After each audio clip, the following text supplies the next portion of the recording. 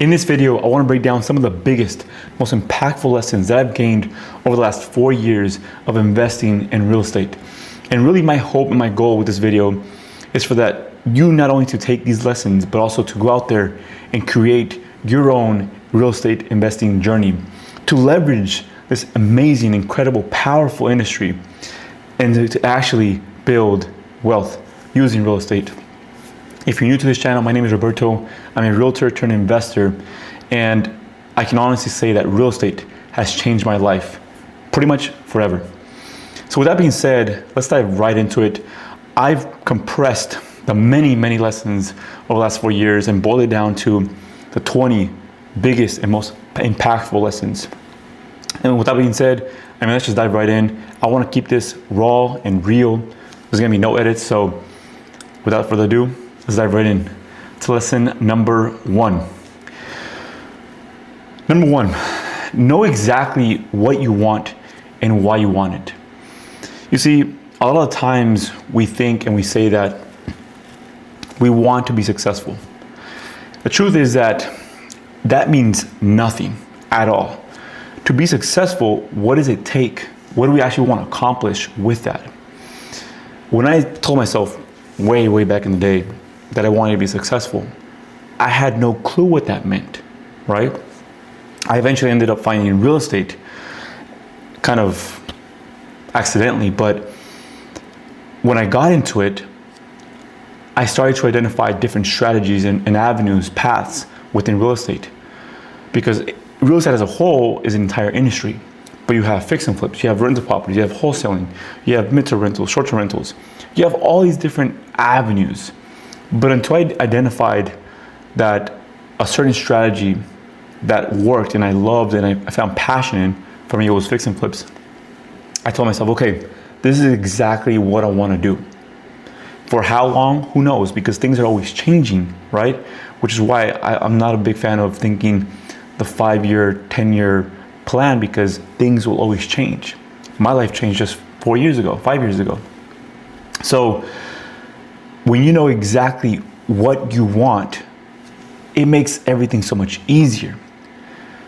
Now, the second piece of that, why you want it.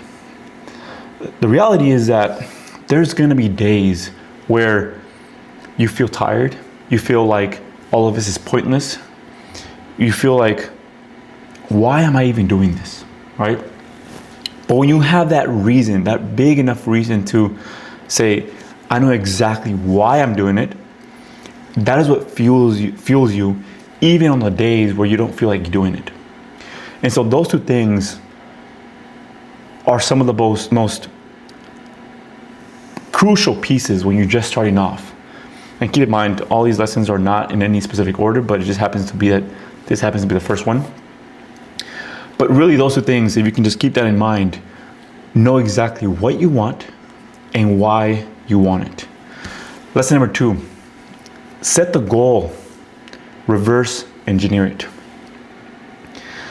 To give you kind of an example of what I even mean by this.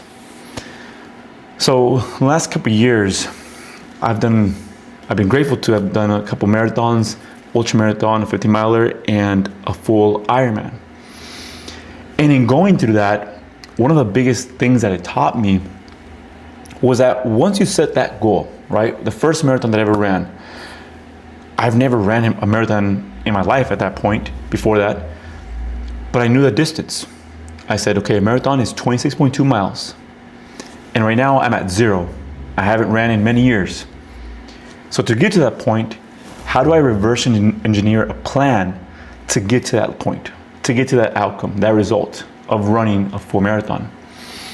And so the first thing was going out and running 1 mile. Baby steps, taking it down, simplifying it to the most basic thing. And every day after that, and every week after that, I started adding more mileage. I started incorporating different speed workouts during the week, the nutrition, all these different components I started building gradually over time to the point where I ended up completing and accomplishing that goal of running a marathon. The same thing applied when I ran the first ultra marathon, a 50-miler. It seemed absolutely impossible until I broke it down into the most simplest, steps for me to accomplish it, week after week, mile after mile. And the same thing happens with real estate. When you set a goal, right? We say that we want to build wealth. We say that we want to make money with real estate. Once again, what does that mean? We set the goal and we reverse engineer it. I'll give you a perfect example for myself. So in the last 2 years, I've basically boiled it down and set myself one big goal over the next 10 years. Over the next 10 years, my goal is to acquire and buy 10 doors, 10 units. And if I can get those 50 doors to each pay me $2,000 per unit, right? So 50 doors times 2,000 is $100,000 per month. And let's just say that half of that is going to go towards expenses. Just to say, as an example, that's still $50,000 per month. I think I'll be pretty comfortable. Of course, over the next 10 years, things happen, but that's really the standard, the base requirement that I set for myself. And I know that I can probably retire after that point, but really I'll probably continue buying real estate because I'm in love with this industry. But once again, the goal has been set. Over the next 10 years, 50 doors, 50 units, and to each have me pay $2,000 a month. It's really that simple when you break it down and reverse engineer that goal. Take that goal, break it down, and then follow the roadmap. And it will lead you to that result, that outcome that you really want. Awesome, moving on to number 3, lesson number 3. This is a nice one. Real estate is not hard. People overcomplicate it. So keep it simple.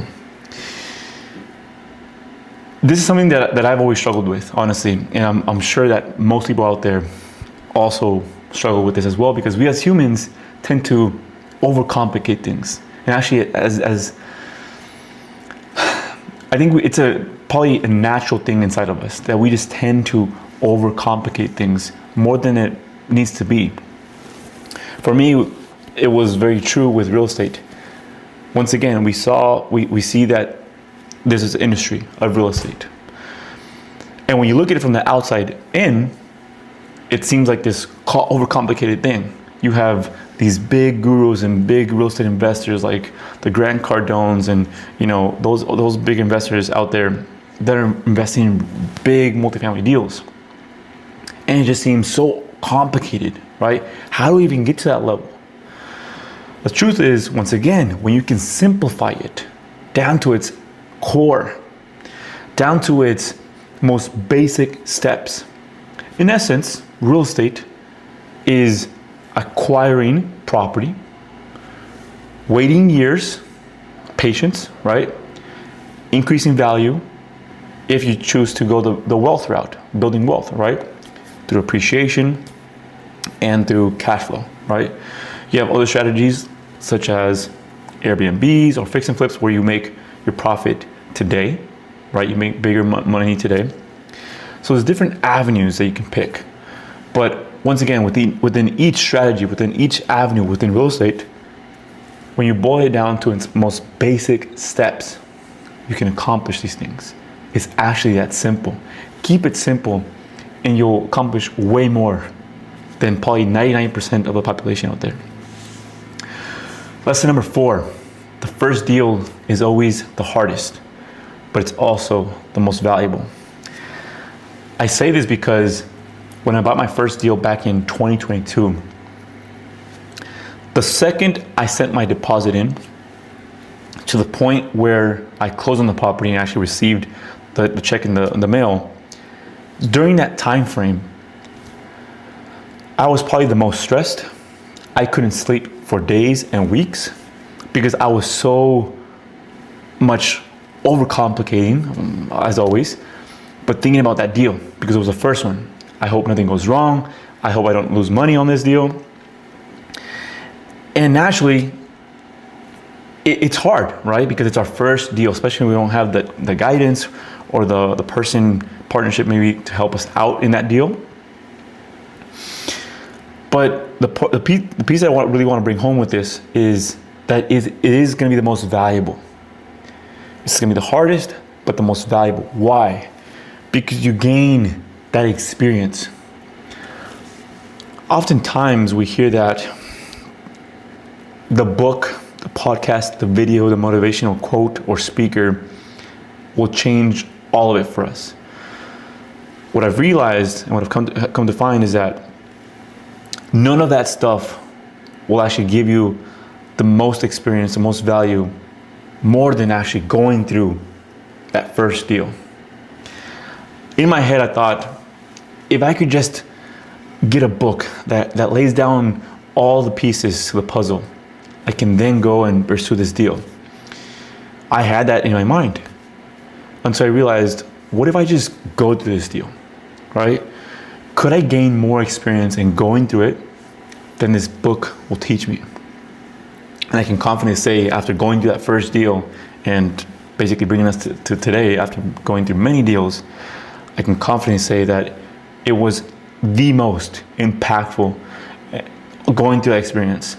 It taught me way more than any book, any podcast, any video would have ever taught me. And it's true, and I hope that for you is really the biggest. If you take anything today from this video and any of these lessons, I hope that it's that you just go out there and do that first deal. It will give you the experience that you're looking for, the skills, right? The way to go about a certain thing of your first deal. You'll gain so much experience and value out of it that no book, no video would ever give you. Moving on to lesson number 5. This is going to be another big one. I mean, all of these are big, but truly, this is a big one. This business is about people. So build relationships. Some of our greatest deals have come from people that I would have never expected.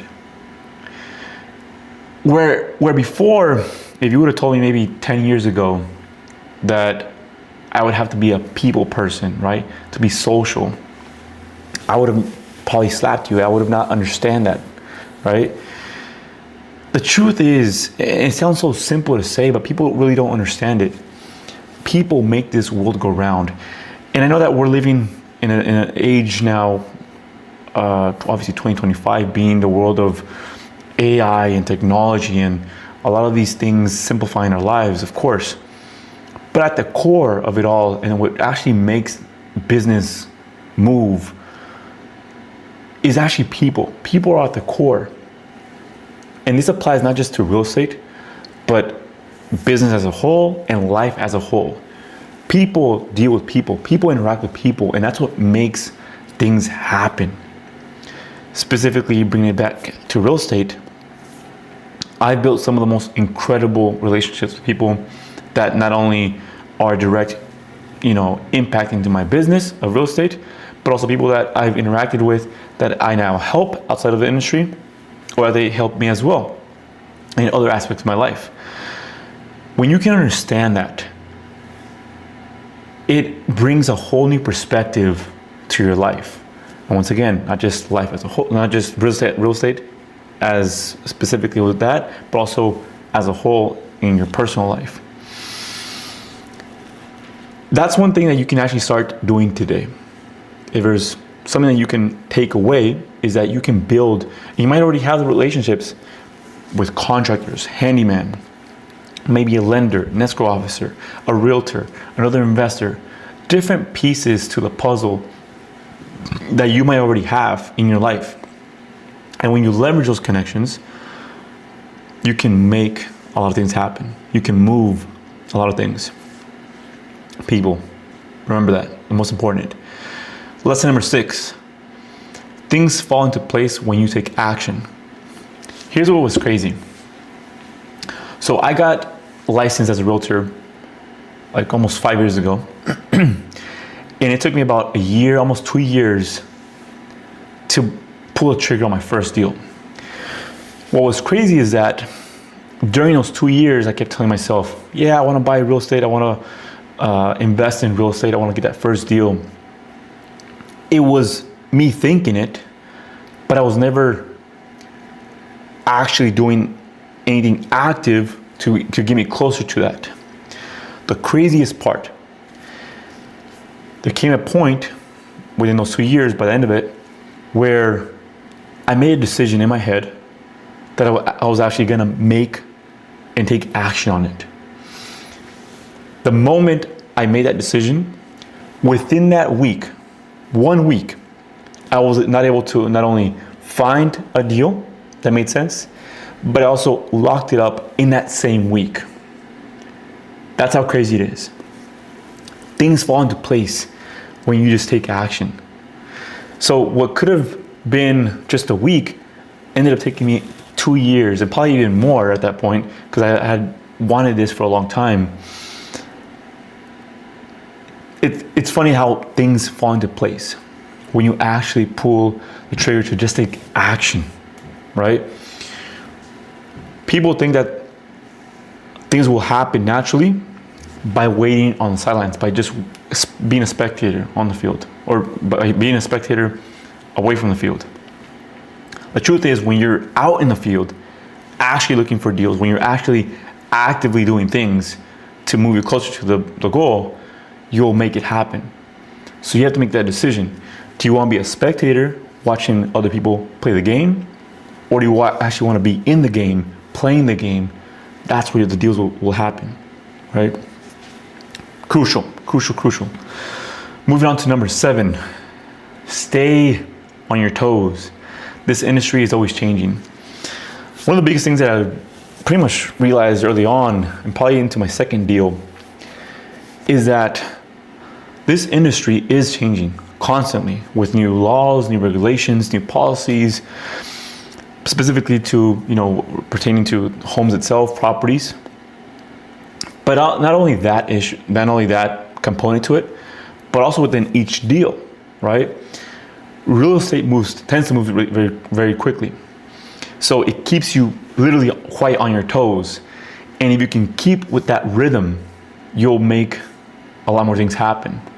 Not only with your team, your people that are in place in your business, whether that's dealing with contractors, whether that's dealing with lenders. When you're actively pushing that needle forward, right, you'll make more things happen. You'll be way more successful than the ones that are just, casually laying back, waiting for things to happen without kind of their action or their push. Stay on your toes. If not, this business will keep you on your toes. Lesson number 8, learn to say more no's than yeses. When I was in the early stages of investing in real estate, I realized that I kept getting opportunities outside of the industry. Hey, even from close buddies of mine. Hey, there's this new stock that came out, or this crypto that I think you should invest in. There's a new opportunity. All these shiny objects that seem shiny and that you might feel inclined to say yes to. But one of the things that I realized is that once you've identified what works for you and what you're going after, once again, when you set the target, it's going to be harder and harder to say no to all the other things. The craziest part is that everything works. Well, most businesses work, right? But what tends to happen is that people enter into a cycle. They identify a new opportunity, because on the first surface level, it seems like this amazing thing. So they enter into it, and then after a couple of days or weeks or months, they realize that it's actually hard. There's a lot of complexity to it, and they fall off.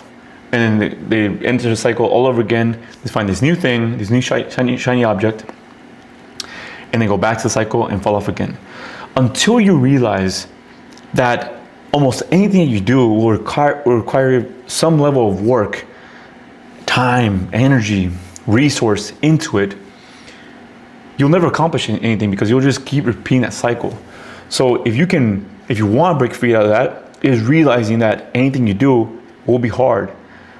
But after that, if you continue to work at it, right, you will eventually get to the promised land. That level of success that you're looking for over time, as long as you're willing to put in that work, you'll know that it requires time, patience, and resource, right? So learn to say more no's than yeses to opportunities, new opportunities. Number 9, don't force a deal. Numbers must make sense. The first thing that I ever learned in this business of real estate is that numbers don't lie. And as much as we want to force a deal to work because our emotions get to us and we say, but I can make this deal work because I can maybe lower my cost of my rehab budget, or I can maybe fix it up and make this property worth, $1 million. As much as we want to bring those emotions into it and force a deal to make it happen, almost always that will never work. Why? Because we let our emotions lead us versus the numbers. The numbers, once again, don't lie. And if you can remember that, I can almost bet you that you will never lose money because you focused on the numbers. There's more, oftentimes when people try to get into the industry as new investors, they come from that side, right? I myself included was a person that brought a lot of those feelings and emotions into it. But I quickly got slapped in the face when I realized that the numbers, if I can just focus on the numbers, there's a couple other factors I'll mention in a couple moments, but almost every deal will work and you'll actually make money if you can just stick to the numbers. That's it. Lesson number 10. Every deal is the same. Every deal is different. What do I mean by this? Generally speaking, the systems, the process is pretty much the same on every single deal. Whether you're doing a fix and flip, whether you're buying a rental property, you get the financing, you analyze a deal, you find a deal, you underwrite it, you get into contract on it, you purchase it. If you're gonna do any work on it, like these are systems and processes that are very much similar to one another from deal to deal. Now, where it's different is that things will always come up that are unexpected, or new things that you would have never realized come up.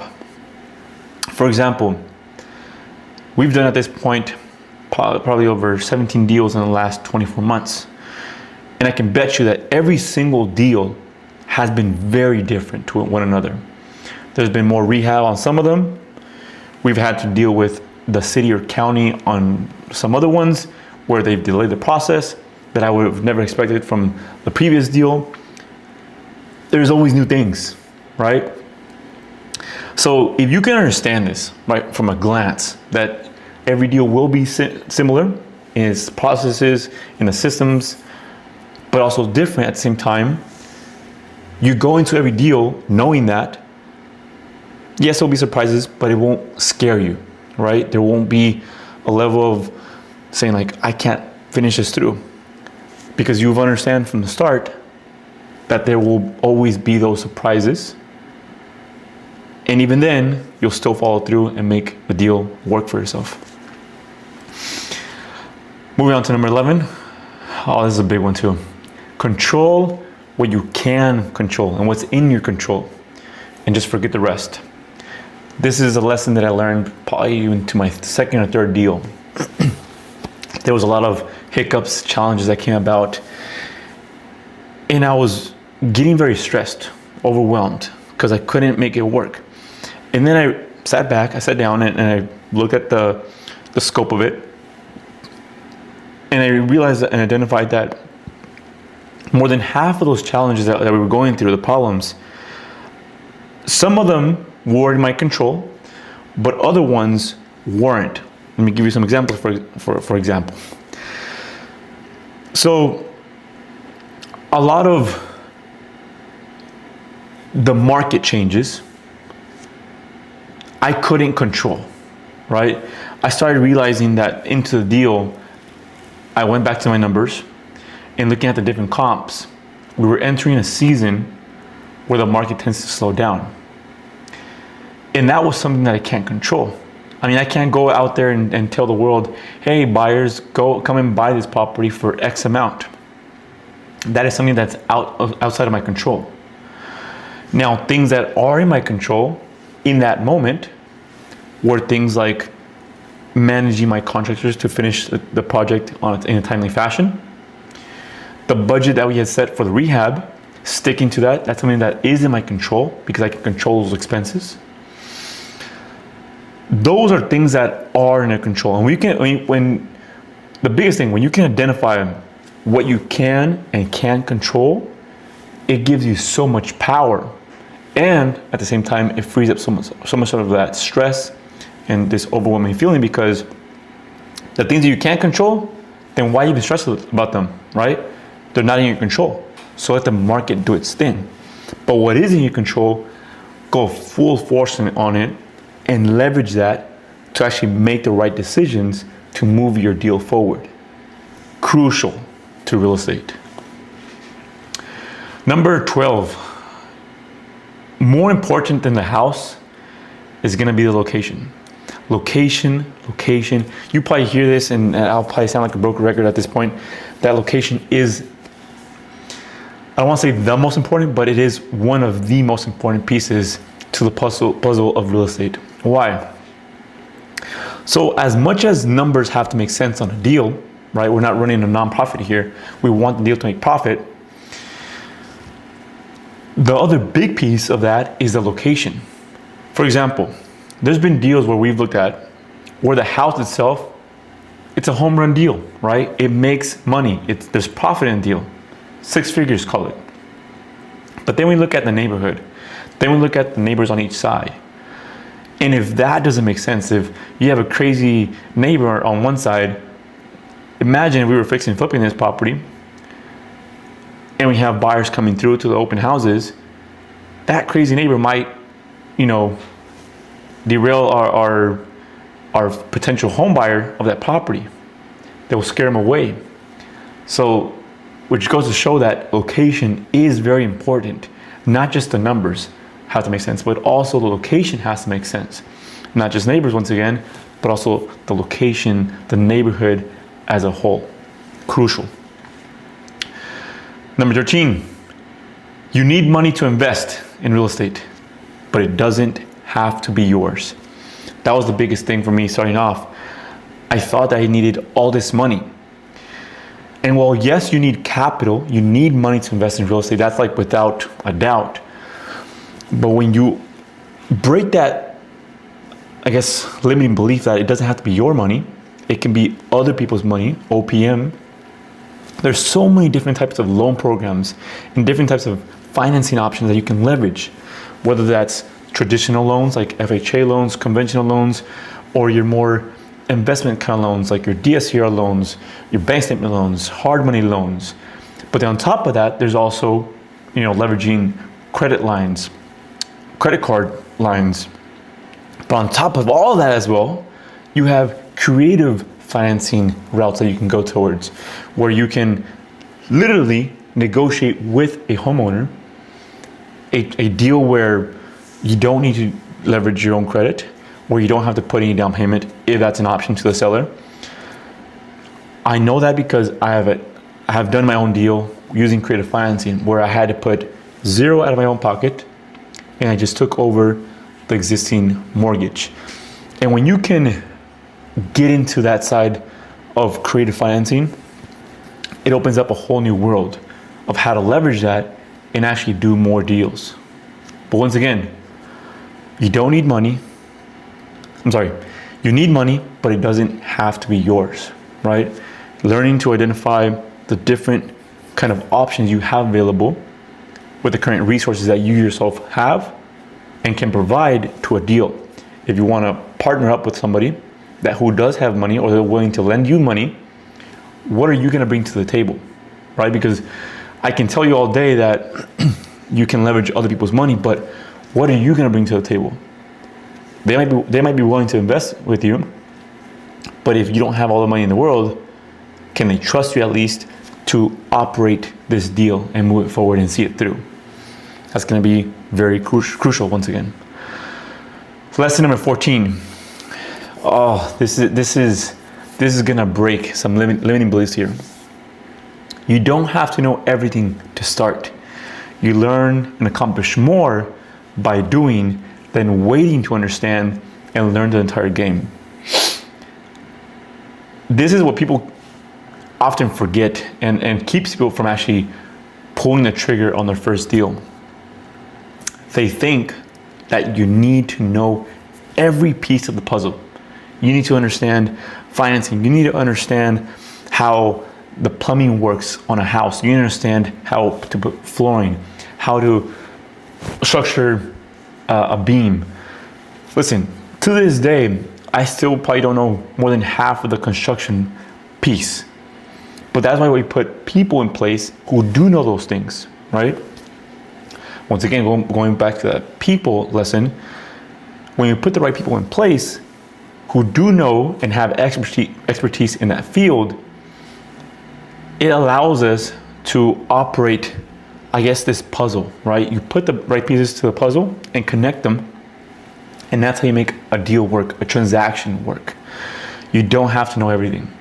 You leverage other people who do know and have the expertise to make this work. Crucial, once again. Lesson number 15, which actually segues into this one. Put the right people in place. You connect all pieces to the puzzle. This is not a solo sport. I mean, that one is just self-explanatory. It kind of goes back to lesson number 14. I probably should have combined it into one. Lesson number 16, learn to understand general market trends. Buying season versus selling season.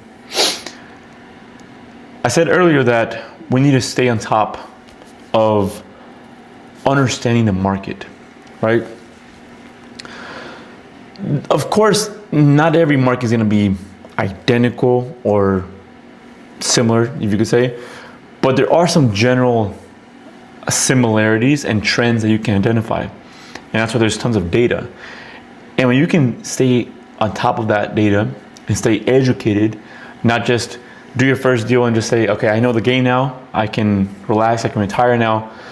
No, there's constantly a matter of educating yourself, learning. Still to this day, I'm constantly learning and trying to identify how to better leverage the market trends to my own advantage to do more deals, right? To make more money, leveraging it. So when you can identify those market trends, for example, I'll give you this example.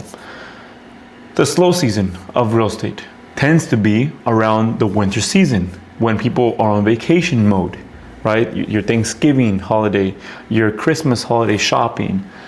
People are not really going to be buying during that season because their focus is on something else, the holiday season. But that also does create some opportunity. If you're planning to buy, there might not be as many options on the market to buy, but the ones that are choosing to sell during that time will most likely be people that are desperate or in need to sell. Maybe a divorce, maybe a death in the family, maybe they're growing out of their current home and they're expecting a newborn. Those are going to be the opportunities to get into the market and maybe buy a deal at a discount, versus compared to a season like spring, summer season where it's going to be the peak. Oh, my voice.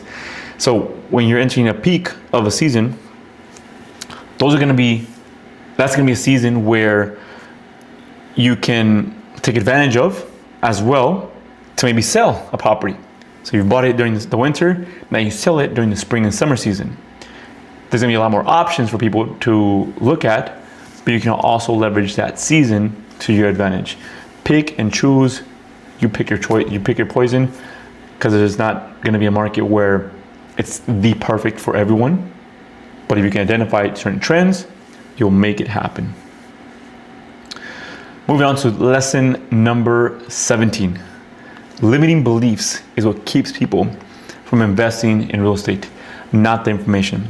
Listen, There's so much information about real estate in general, about real estate investing in general on the internet, whether that's on Google, whether that's here on YouTube, or on any platform, right? If the information, what was the missing piece to get us to grow our wealth and to actually make things happen in real estate, then we would probably all be millionaires by now. So it's actually not the information piece that we're lacking, because the information is out there. What we're lacking is, well, actually what's keeping us from doing it is those limiting beliefs that we have, that we need all the money in the world, that we need to know all the pieces to the puzzle to initiate that first step. When the reality is that if you just take that first step, coming back to the first kind of lesson I told you about, when you get into that first deal, it gives you all the experience in the world you need. Of course, you'll continue to get more experience, but it gives you that beginning value, the beginning experience. To use that, take it, and do more deals, right? So that's going to be crucial to this entire journey that you're entering and embarking on. Your first deal is hard, once again, but breaking those limiting beliefs, that will do through the first deal. Lesson number 18. Learn to make these decisions quickly. Timing in real estate is everything. The part where I said about it keeps you on your toes, you're always on your toes within real estate. Once again, it almost forces you in a way to think quickly. Real estate moves quickly. If there's a deal that comes up and you say, I'll probably analyze it later in the day or tomorrow or next week, by the time you get to it, that deal is gone. That deal is sold to another person that actually took action, right? And was actually on time with that.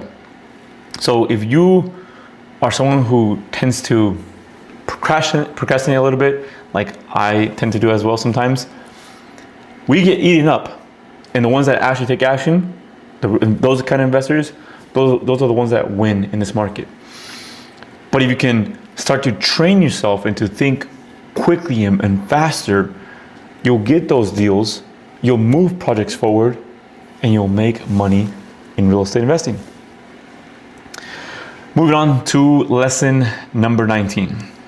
The most creative person wins. Don't overlook the tough deals. There's always another way. Kind of in the beginning to middle of last year, in 2024, I was thinking just one way. You have traditional financing and you have investment type of loans. And I was trying to kind of place either of those kind of loan programs to work for a deal that I was analyzing. And it didn't work out because my financing didn't allow me to pull a trigger on those. And I was just trying to find a way where I could leverage my current situation to still make this deal work. And I know I said before about not trying to force a deal to happen, but one of the things that I unlocked in my brain was to think creatively. If these two options, both the traditional financing side and the investment side, are not working, what else is there? I understand where the current state of the owner is, and I'm trying to acquire it. This is an investment deal that I'm trying to purchase. How can I leverage my own knowledge right now and make a win-win scenario for the both of us, me as a buyer and them as a seller? And I ended up creating or structuring a deal kind of in a hybrid model, both a seller finance deal / sub 2, meaning I was taking over the mortgage and the owner was financing the property to me, using that kind of hybrid model. And it ended up being where it ended up benefiting both of us. For me, I was going to take on a property with zero out of my pocket using creative financing, and for the seller, they were going to sell this asset that they wanted to get off their hands. And it worked out for me in a great way because I'm also cash flowing on that deal because it's a rental property that I then converted into a triplex. It was a duplex to begin with, but ended up converting to a triplex.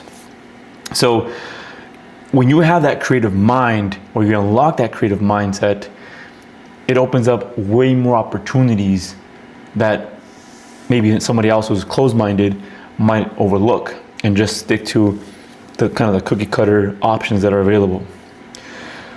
Moving on to the last lesson here. And I think if you take anything away from this video, it's going to be this. The greatest asset you'll ever invest in is not real estate. Funny enough, it's going to be you. One thing that I realized in going through this investment journey of real estate, as much as I want to invest in real estate, and I continue to do so, the greatest project that I've ever worked on is myself. I continue to educate myself by going to events, by going to real estate meetups and making connections, right? That's adding value to myself, to my network. Coming up in the next couple of weeks, I'll be heading to Columbus, Ohio for another real estate mastermind event out there and connecting with more individuals that are well into their investment journey. I'm continuing to educate myself because I know that I'm not at the place I still want to get to. And I know it's going to take some time, but if I can continue just educate myself, get better each day, at least 1% better, as they say, that's far more than those that don't educate themselves. They think that after graduating college or high school, whatever they finished, that's the end of it. No more learning. The truth is, if you're not educating yourself, you're not learning, if you're not growing as an individual, you're dying. And as harsh as that sounds, it's honestly quite true. What is the point of it all if we're not growing as humans? That is what takes us to achieve many of the things that we want in life. We have to be worthy of those things as well. Going back to the example that I gave about me wanting to become an Ironman. For me to be worthy of becoming an Ironman, one of the hardest things and challenges that I've ever done in my life, I had to first become worthy of achieving it. I endured a lot of pain, those days where I didn't want to wake up, where it was cold, the water was cold. I did all those things. And in going through that pain, that suffering, I grew, right? I would destroy my body through those training sessions. But coming out of it, I would grow. And once again, growth over time. And I created that person that was worthy of becoming an Ironman. It's the same thing with real estate. You must first become worthy of reaching that level of success that you're trying to achieve in this industry. That being said, I hope you enjoyed this video. I know it was a bit different than my other videos, but really what I'm trying to accomplish here is to show people that real estate investing is actually a lot more simple than people think. It actually is that simple. And I hope that the lessons that I've shared in this video just in the last 4 years can help inspire you, motivate you to go out there and do some deals and actually build wealth through this business. It's changed my life, like I said, and I hope that it changes your life. With that being said, you get one life, so make it count. Peace.